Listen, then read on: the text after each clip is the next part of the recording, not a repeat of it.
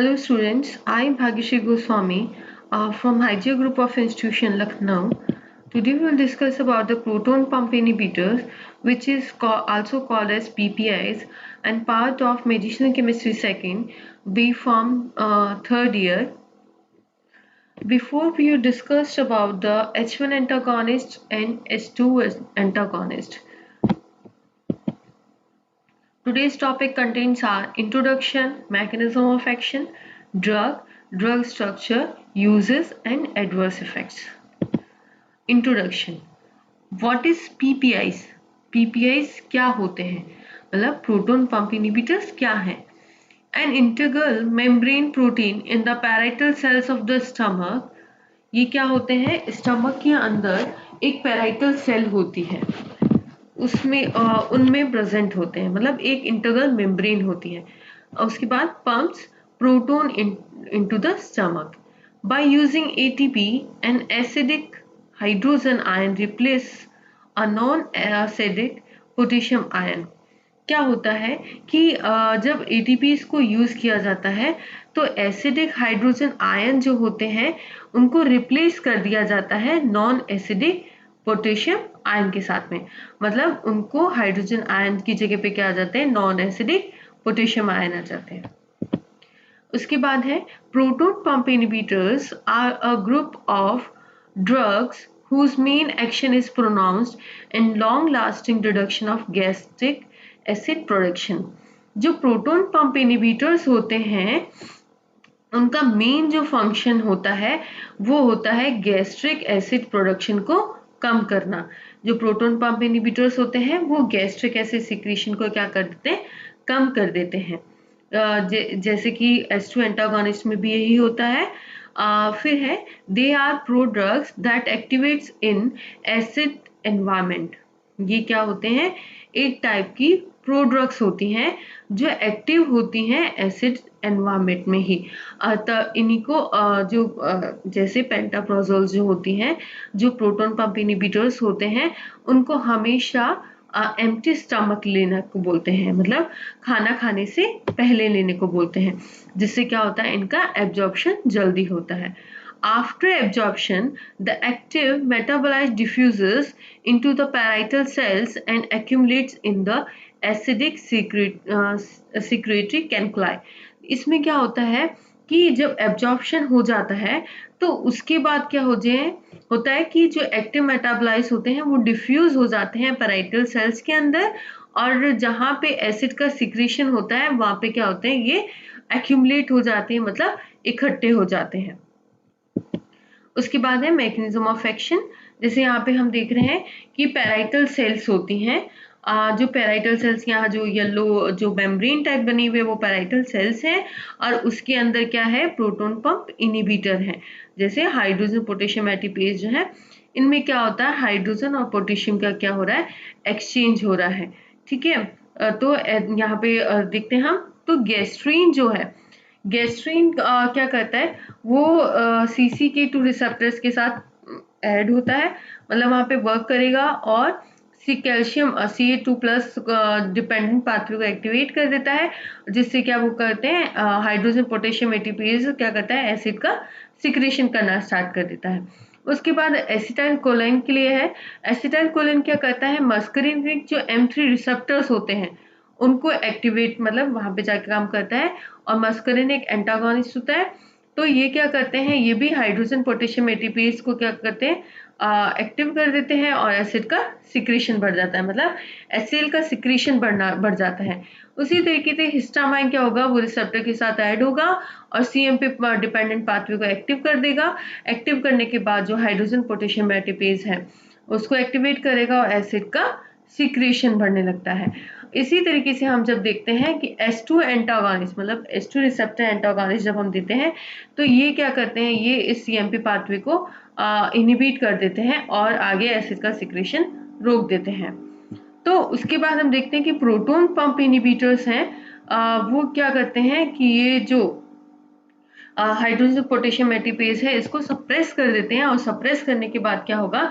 Acid का secretion कम हो जाता है, जिससे एसिडिक में मतलब जहाँ पे एसिड सिक्रेशन ज़्यादा हो रहा है, अल्सर जहाँ ज़्यादा होता है तो वहाँ वो क्या कर देता है, हीलिंग करना स्टार्ट कर देता है।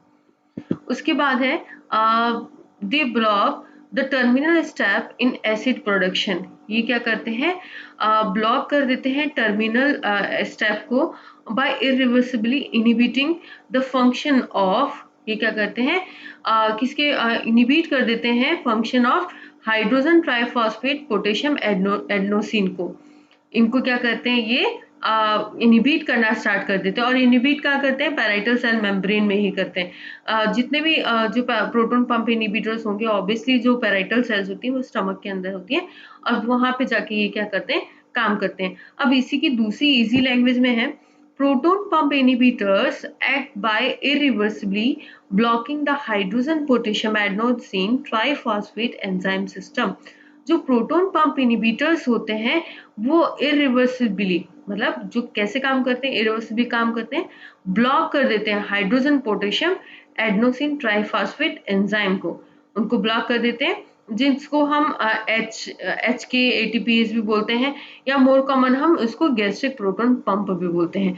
तो उनको क्या करते हैं, ये इनहिबिट करना स्टार्ट कर देते हैं, जिससे क्या होता है, गैस्ट्रिक एसिड सिक्रीशन, मतलब वहां पे जो क्या होगा, गैस्ट्रिक पैराइटल सेल में एसिड सिक्रीशन कम होना स्टार्ट होगा, और जिससे क्या होंगे, अल्सर जल्दी जल्दी ठीक होने लगेंगे। Gastric acid secretion is a useful therapeutic principle for the treatment of ulcer of the upper GIT। जो gastric acid secretion होता है वो यूजफुल होता है थेरापेटिक प्रिंसिपल्स के लिए, मतलब वहां पे हम क्या करते हैं, इनको यूज कर सकते हैं। उसके बाद में जो ड्रग्स हैं, यहाँ पे हम ड्रग्स कौन कौन सी यूज करते हैं, ओमेप्राजोल, लेंसोप्राजोल, रेबेप्राजोल, पेंटाप्राजोल। यहाँ पे मोस्टली आप लोगों ने देखा होगा कि जो पेंटाप्राजोल है वो ज्यादातर यूज की जाती है। वैसे तो सारी ड्रग्स यूज की जाती हैं, लेकिन जो अभी मार्केट में जो है वो पेंटेक डी के नाम से ज्यादा ड्रग चलती है। लेकिन हम लोगों को ब्रांड नेम पे नहीं जाना है, जेनरिक नेम पे हमें जाना है। तो जैसे ओमेज नाम सुना होगा, रेबेप्राजोल तो दी जाती हैं, पेंटाप्राजोल आजकल बहुत ज्यादा चल रही हैं। ये जो 4 ड्रग्स हैं हम as a proton pump inhibitors होती हैं। जिसमें प्रेजोल लिखा है वो जो ड्रग होंगी वो प्रोटॉन पंप इनहिबिटर्स होती हैं। उसके बाद ये ड्रग स्ट्रक्चर है ओमेप्राजोल की, ये लेंसोप्राजोल की,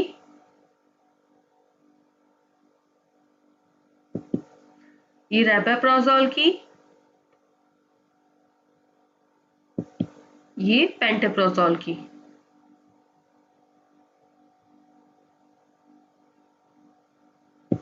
अब हम इसके यूजेस देखते हैं।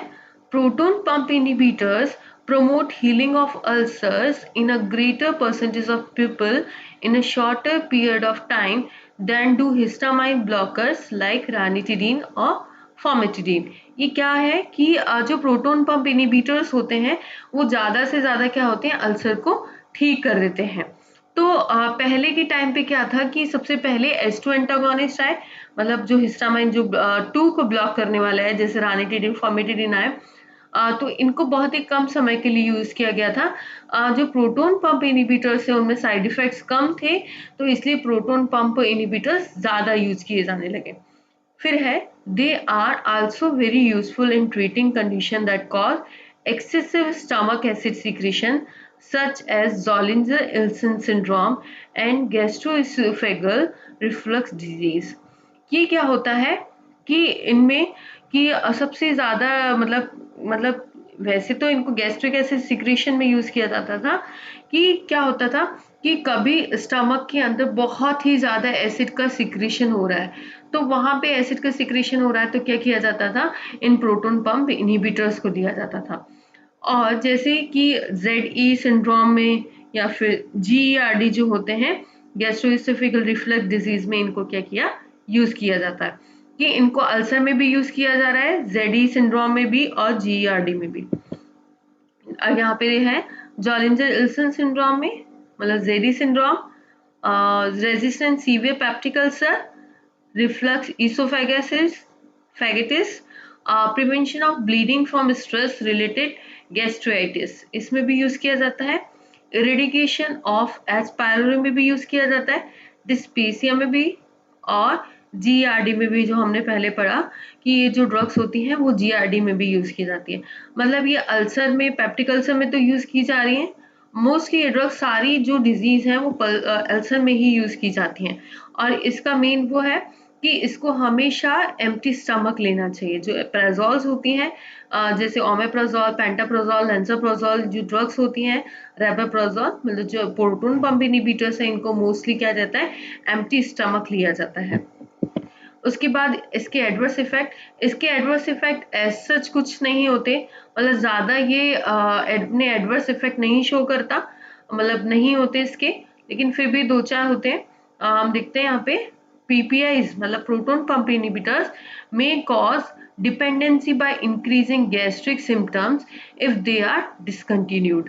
मतलब जो प्रोटॉन पंप इनहिबिटर्स अगर कोई पेशेंट ले रहा है, बहुत ही लंबे समय तक ले रहा है, तो वो क्या कर देगा, प्रोटॉन पंप इनहिबिटर पर डिपेंड बन जाता है, मतलब वो ड्रग पे डिपेंड हो जाता है और क्या होते हैं गैस्ट्रिस जो सिम्टम्स होते हैं वो इंक्रीज होना स्टार्ट हो जाते हैं।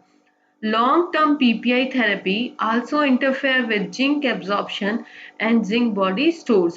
मतलब अगर प्रोटॉन पंप इनहिबिटर को लंबे समय तक लिया जाता है तो ये क्या करते हैं, इंटरफेयर करने लग जाते हैं जिंक एब्जॉर्प्शन में, और जिंक बॉडी जो स्टोर्स होती हैं वहां पे क्या करते हैं, ये इंटरफेरेंस करने लग जाएंगे। उसके बाद नोजिया और वॉमिटिंग, ये इनकी साइड इफेक्ट्स हैं। आई होप आपको प्रोटॉन पंप इनहिबिटर समझ में आया हो। बहुत ही इजी टॉपिक है और बहुत ही इंटरेस्टिंग टॉपिक है। Thank you.